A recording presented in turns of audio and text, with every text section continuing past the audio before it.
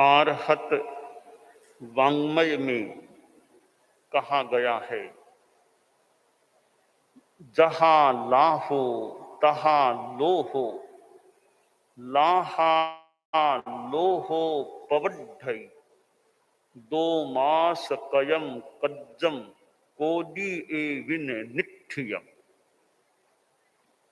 प्राणी के भीतर अनेक वृत्तियां होती हैं, सद्वृत्तियां भी होती हैं तो दुर्वृत्तियां भी अपना अस्तित्व रखती हैं। छोड़ दें वीतराग जैसी आत्माओं को, और वीतराग आत्माओं में भी उपशांत मोह वीतराग में भी भीतर में दुर्वृत्ति, कसाय वृत्ति दबी हुई विद्यमान रहती है। क्षीण मोह वीतराग हो गया, फिर वहां से लेकर फिर कभी भी दुर्वृत्ति को पैदा होने का और रहने का अवसर ही दिया होती हैं। और सद्वृत्तियों का भी अस्तित्व किसी रूप में माना जा सकता है, क्योंकि ज्ञानावरणीय क्रम का कुछ क्षयोपशम हर जीव में, हर सामान्य जीव में मिलेगा ही मिलेगा। मोहनीय क्रम का भी किंचित क्षयोपशम तो कम से कम हर जीव में मिलेगा। एकेंद्रीय प्राणी हैं, उनमें भी ज्ञानावरणीय क्रम का क्षयोपशम कुछ तो जरूर होता है, और वह किंचित जो क्षयोपशम है वह भी अगर नष्ट हो जाए तो जीवो अजीवत्तरम लभ्य, जीव अजीवता को प्राप्त हो जाए। अक्षर का अनंतवां भाग जितना वो चेतना का जो अस्तित्व है वो प्रकाशित रहता है, उद्घाटित रहता है, अगर सो भी वह भी अगर आवृत हो जाए तो जीव अजीवता को प्राप्त हो जाए। इसी प्रकार मोहनीय कर्म का भी कुछ कुछ क्षयोपशम तो एकेंद्रीय प्राणियों में भी उपलब्ध हो सकता है। तो यह इस रूप में सद्वृत्ति भी हर प्राणी में प्राप्त हो जाती है। दुर्वृत्तियों में या कसाय वृत्तियों में एक है लोभ। लोभ ऐसी वृत्ति है, सब दुर्वृत्तियों में लास्ट में जाने वाली है। 10वें गुणस्थान तक सूक्ष्म संप्राय, सूक्ष्म लोभ विद्यमान रहता है। गुस्सा नहीं रहा, मान नहीं रहा, माया नहीं रही, फिर भी लोभ तो किंचित रूप में, सूक्ष्म रूप में 10वें गुणस्थान तक रह जाता है। 9वें गुणस्थान में ही और चीजें चली जाती हैं, तो लोभ 10वें गुणस्थान तक रहता है। यानी लोभ की वृत्ति सबसे बाद में जाने वाली होती है, जो अध्यात्म के साधक हैं उनकी भी। लोभ को पाप का बाप कहा जाता है, कहा गया है। अनेक अपराध आदमी लोभ के कारण करता है। आकांक्षा, तृष्णा, लालसा, लोभ, चाह, यह जो परिवार है इसके कारण आदमी हिंसा में जा सकता है, मृषावाद का प्रयोग कर लेता है, आतंकवाद में भी जा सकता है। तो लोभ अनेक पापों का जनक है। अब लोभ पर कंट्रोल किया जाए और उसका उपाय है संतोषेण। जो ये प्रतिपक्ष भावनातः की बात है, प्रतिपक्ष भावनातः, पातंजलि योग दर्शन में अनेक सूत्र मिलते हैं। प्रतिपक्ष भावना का अभ्यास करने से वो पक्ष की भावना को कमजोर किया जा सकता है या यथासंभव या कमजोर पड़ सकती है। जैसे गुस्से को कमजोर करने के लिए प्रतिपक्ष उपशम क्षमा का अभ्यास करें तो उसका असर यह हो सकेगा गुस्सा कम हो जाए। मार्दव का अभ्यास करें तो अहंकार पर चोट लग सकेगी। ऋजुता की अनुप्रेक्षा करें, अभ्यास करें, माया क्षतिग्रस्त हो सकेगी। और संतोष की अनुप्रेक्षा अभ्यास करें, लोभ दुर्बलता को प्राप्त हो सकेगा। ये लोभ की जो चेतना है वो आज नहीं, वो तो हर प्राणी में वैसे रही है। संसारी जो 10वें गुणस्थान तक के प्राणी हैं सब में रहती है। और लोभ के प्रकट होने के साधन संसाधन नए नए हो सकते हैं।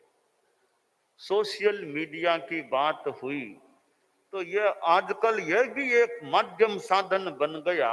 आदमी की आकांक्षा को प्रकट होने का एक निमित्त यह भी बन सकता है।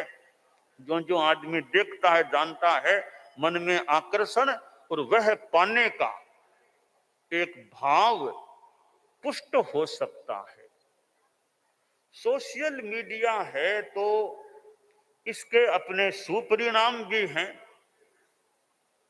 और दूर बैठे बैठे जूम जैसे माध्यमों से मीटिंग हो जाती है, बातचीत हो जाती है। दुष्परिणाम भी हैं। और गृहस्थों के लिए औरों के जो भी सुपरिणाम भी हो सकते हैं। आज हम देखें कि प्रवचन स्थल में तो कितने लोग आते होंगे, दूर बैठे बैठे लोग कितने प्रवचन आदि का लाभ प्राप्त कर लेते हैं।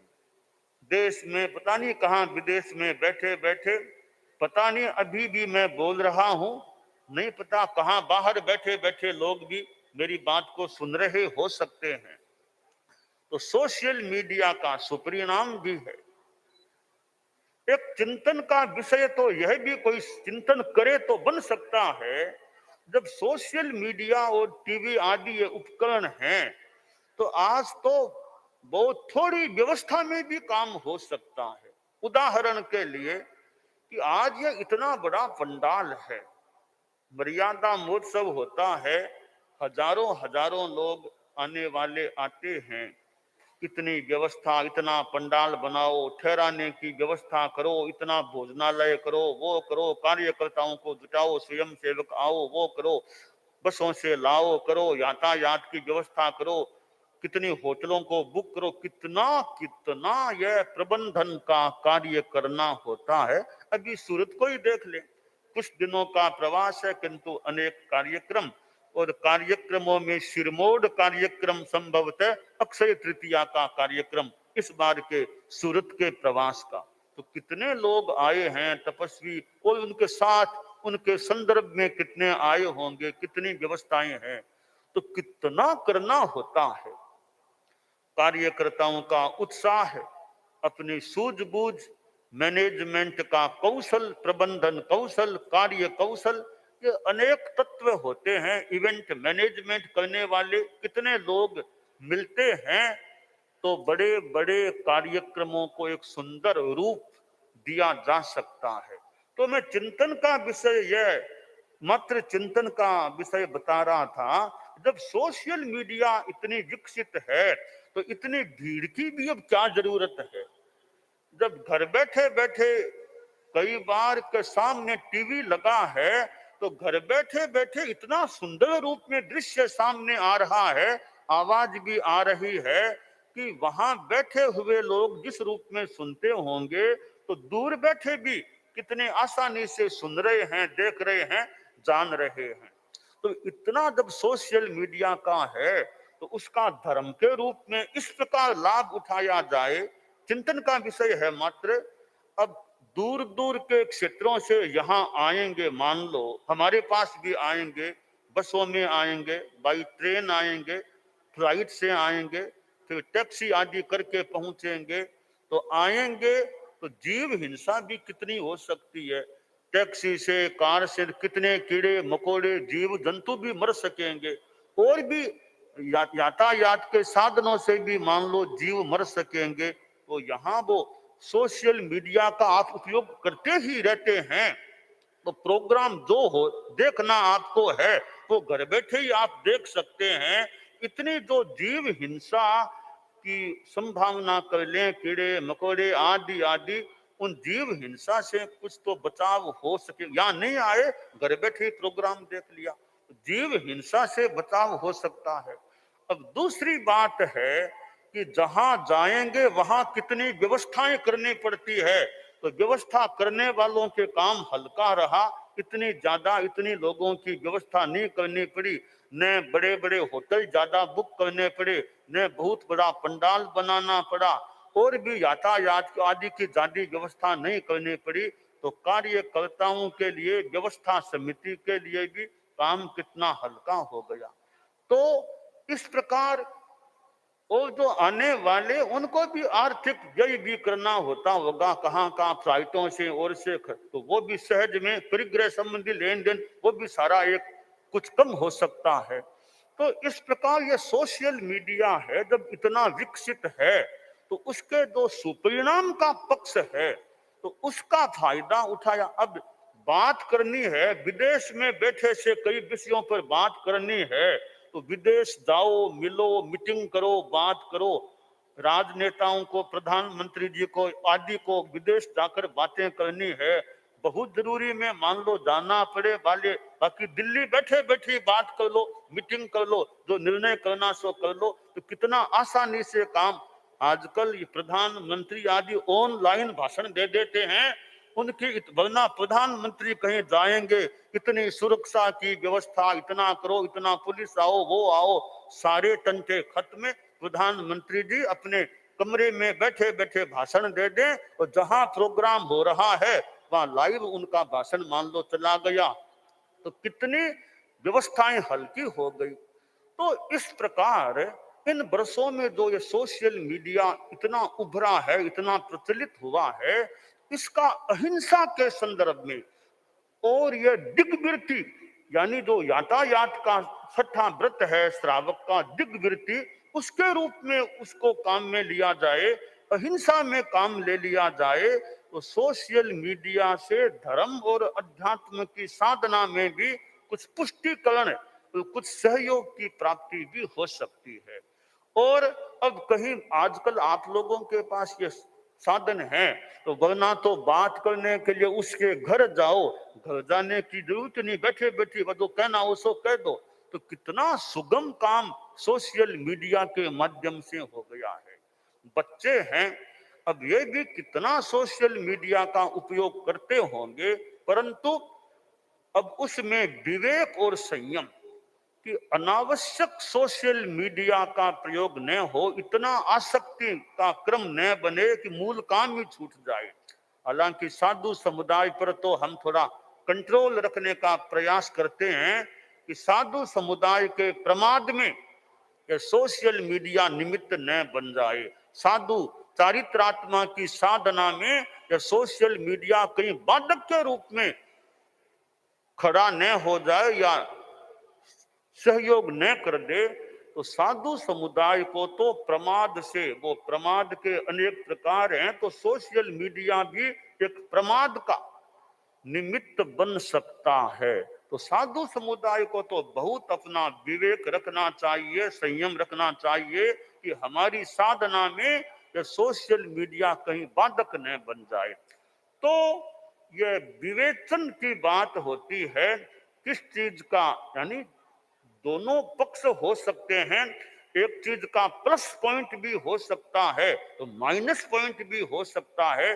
प्लस और माइनस ये कंसेप्ट दिमाग में साफ रहे कि कितना उपयोग करना तो अपेक्षित है और कितना अनावश्यक है। तो अनावश्यक उपयोग इन चीजों का न किया जाए, और बाकी गृहस्थों के संसार में इसका अहिंसा और संयम को बढ़ाने में ये अगर निमित्त बने कि भी यात्रा कम हो गई और जीव हिंसा से भी बचाव हो रहा है, इस रूप में सोशल मीडिया काम लिया जाता है, तो सहज में अध्यात्म संयम अहिंसा की दिशा में भी एक सहयोग मिल सकता है सोशल मीडिया का, और लक्ष्य पूर्वक हिंसा से बचने के लिए, असंयम को घटाने के लिए, दिग्वृत्ति यातायात वृत्ति करने के लिए अगर सोशल मीडिया का उपयोग किया जाए, ये लाभ का जो पक्ष है वह भी अपने आप में एक विचारणीय बन जाता है। तो जब मैं ये दो व्यवस्थाओं की बात, मर्यादा महोत्सव होता है, इतनी भीड़ या इतनी व्यवस्थाएं करनी हो, तो यह सोशल मीडिया का उपयोग अगर लोग करते ही हैं, फिर इतनी भीड़ एक साथ होने की जरूरत क्या रही, क्यों रही? जीव हिंसा भी कम हो जाए, संयम भी हो जाए, तो ये यातायात का इतना समय भी न लगाना पड़े, कितने कितने घंटे यात्रा में लगते हैं, वो समय भी बच सकता है। तो जहां जरूरी है वहां तो साक्षात मिलन भी आवश्यक हो सकता है, उपयोगी हो सकता है। ना जरूरी नहीं दूर बैठे ये काम हो रहा है, तो साक्षात मिलन के लिए इतना समय, श्रम और शक्ति का व्यय क्यों करना चाहिए? ये एकमात्र विचार और चिंतन का विषय प्रस्तुत किया गया है। तो जो शास्त्रकार ने कहा, जहां लाहो तहां लोहो, जैसे लाभ होता है वैसे वैसे लोभ बढ़ता है।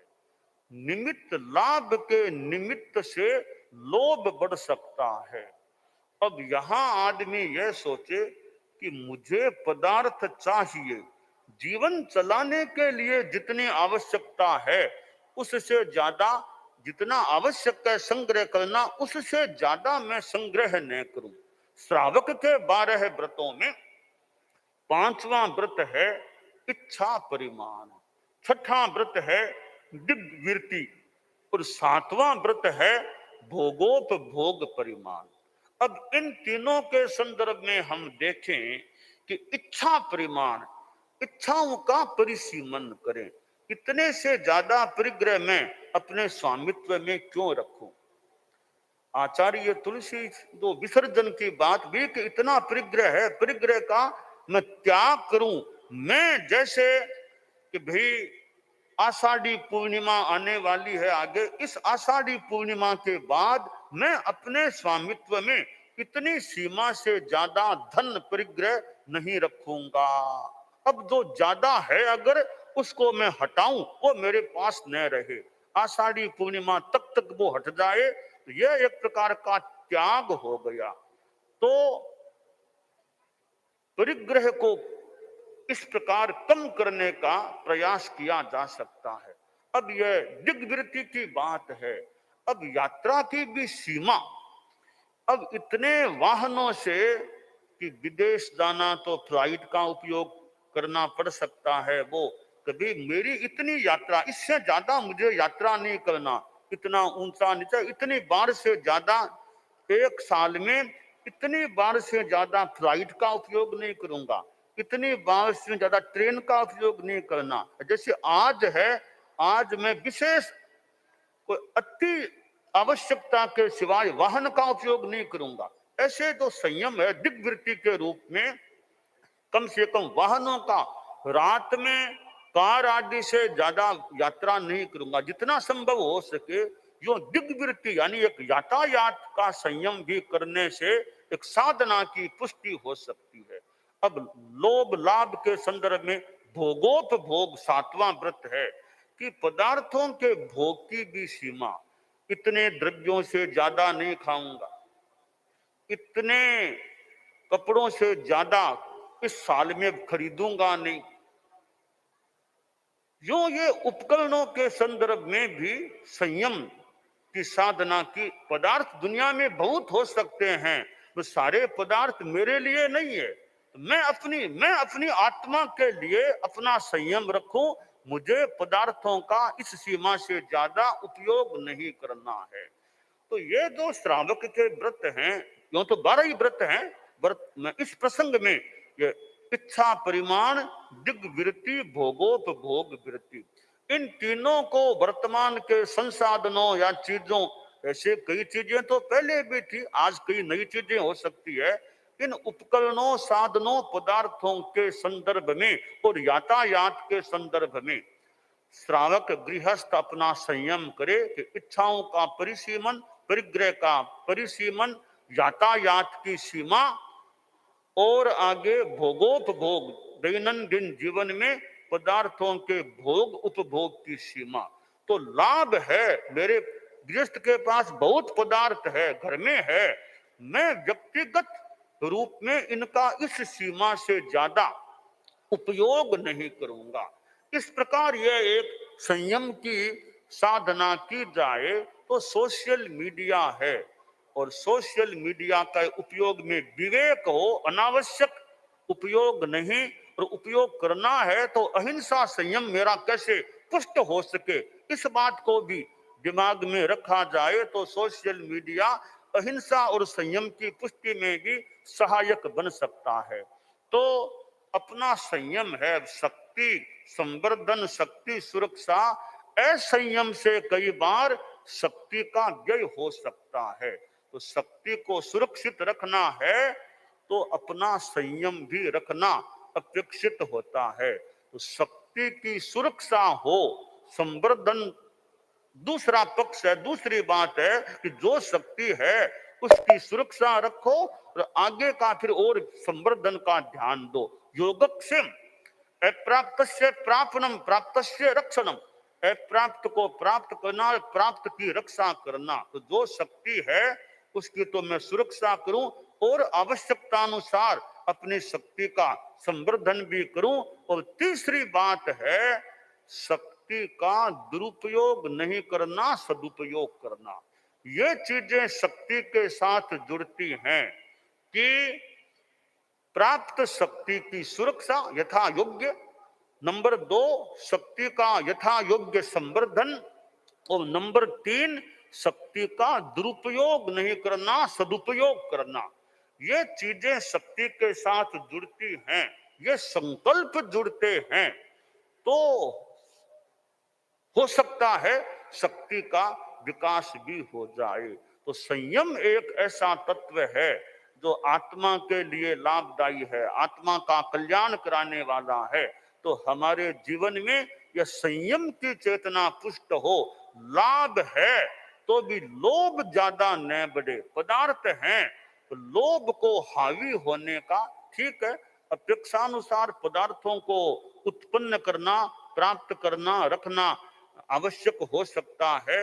अनावश्यक पदार्थों का संग्रह नहीं, अनावश्यक उपभोग नहीं, बस ये संयम की चेतना रहे।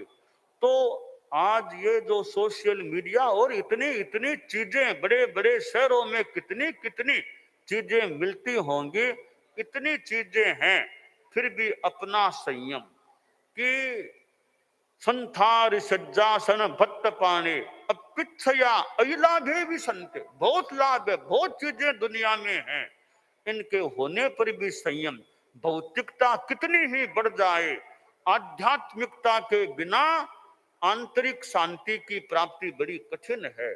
भौतिकता से जो सुविधा मिलती है उसमें ज्यादा आकर्षण है, तो आंतरिक जो शांति है उसमें कमी आ सकती है। हमें भीतरी सुख पाना है तो भौतिकता का उपयोग करने में विवेक और संयम रखना अपेक्षित है। भौतिकता इतनी हावी न हो जाए कि आध्यात्मिकता मानो दब जाए। आज इस भौतिकता के माहौल में, सोशल मीडिया के माहौल में, और यह बाल पीढ़ी जो है और भी लोग हैं, इस आध्यात्मिकता के माहौल में, भौतिकता की चकाचौंध में, बड़े बड़े शहरों में जो भौतिकता की चकाचौंध की बात, वहां आध्यात्मिकता भी एक पुष्ट रहे आदमी के जीवन में। मूल तत्व आध्यात्मिकता है, कल्याण आध्यात्मिकता से होगा। तो भौतिकता का उपयोग भी हम आध्यात्मिकता को पुष्ट करने में करने का ध्यान दें, जो खासकर गृहस्थ लोग हैं, कि भौतिकता भी आध्यात्मिकता के पोषण में सहायक बने। यह बड़ी एक विवेक और कला की बात हो सकती है। तो लाभ होने पर भी लोभ को अवांछनीय रूप में बढ़ने का मौका न मिले, ऐसा हमें प्रयास करना चाहिए।